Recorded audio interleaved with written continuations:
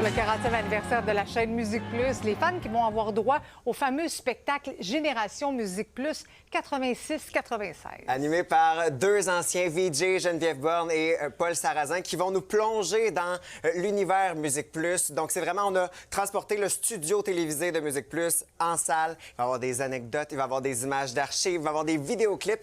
Et j'ai rencontré Geneviève Borne plus tôt aujourd'hui, puis je lui demandais, c'est quoi ton plus grand souvenir, ton souvenir le plus marquant de Musique Plus?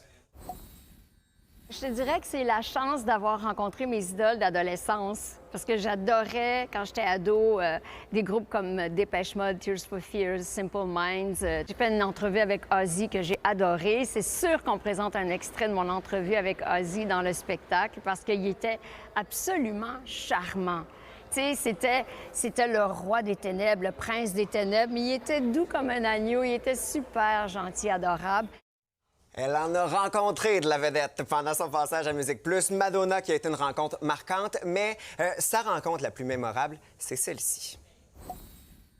Je dirais Phil Collins, parce qu'il m'a vraiment fait comprendre que les artistes ont besoin de reconnaissance. Parce que là, il était à un moment, dans les années 90, où sa carrière n'allait pas si bien que ça, alors que dans les années 80, Phil Collins, c'était un dieu. Avec Genesis ou en solo, il était dans le top 10 tout le temps. Puis dans les années 90, il m'a dit, j'ai l'impression que les gens ne s'intéressent plus à moi.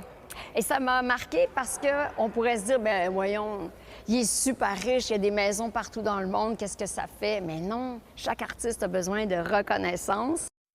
Et c'est un show d'anecdotes, et anecdote marquante pour elle, c'est avec le batteur de Metallica. Le batteur de Metallica, Lars Ulrich, c'était souvent lui qui faisait les entrevues. Puis une fois, j'avais un super beau côte de cuir noir, mais tu sais, style en forme de veston. Puis là, il regardait pendant l'entrevue comme ça. Puis à la fin de l'entrevue, il a dit « Hey, ton veston, là, je l'aime vraiment beaucoup. J'en cherche un partout comme ça.